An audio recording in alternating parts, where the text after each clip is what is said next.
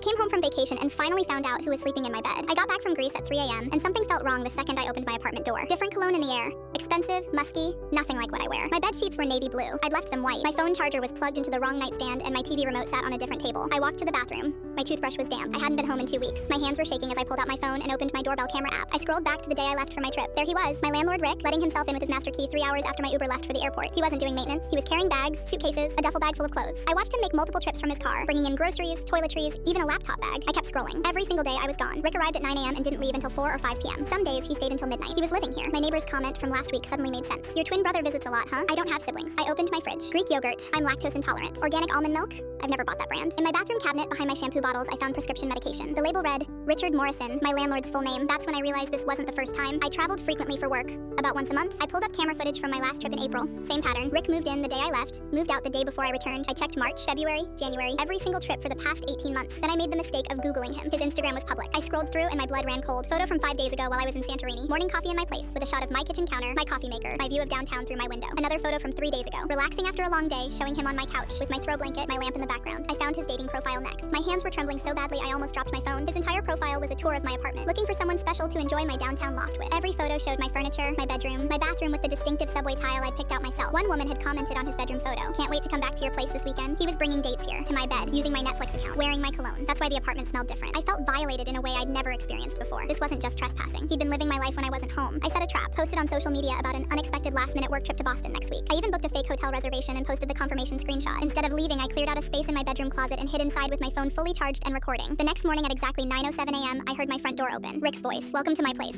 Sorry about the mess. I've been so busy with work lately. A woman's voice. Oh my god, this is beautiful. I love what you've done with it. Through the crack in the closet door, I watched him give her the full apartment tour. My apartment tour. This is where I work from home when I'm not at the office, he said, gesturing to my desk. She sat on my couch while he made her coffee with my French press, using my coffee beans. The bedroom has the best morning light, he said, walking toward where I was hiding. I couldn't take it anymore. I pushed the closet door open and stepped out. The woman screamed. Rick's face went from confident host to absolute terror in half a second. All the color drained from his skin. This is my apartment, I said, my voice shaking with rage. I held up my lease, my ID, a piece of mail addressed to me at this address. The woman was backing toward the door, fumbling with her purse. Oh my god, you said this was your place. I can explain, Rick started. Explain to the police, I said, already dialing 911. The woman ran out. I kept recording everything. Rick tried to claim he had my permission to stay here when I traveled, that we had an arrangement. I showed the officer my lease. No such arrangement existed. I showed them the dating profile, the Instagram posts, the camera footage of him entering without my knowledge. That's when things got worse for Rick. The officer radioed for backup. Turned out, I wasn't the only one. 4 other tenants in my building had filed similar complaints in the past month. All of us traveled frequently for work. All of us in one-bedroom apartments. All of us had noticed small things were off when we returned from trips but couldn't prove anything. Rick had been systematically catfishing women using 5 different apartments, rotating based on our travel schedules. He'd present himself as a successful downtown bachelor with a beautiful loft, when really he was a 42-year-old landlord, living in his mother's basement between our trips. He was arrested that morning.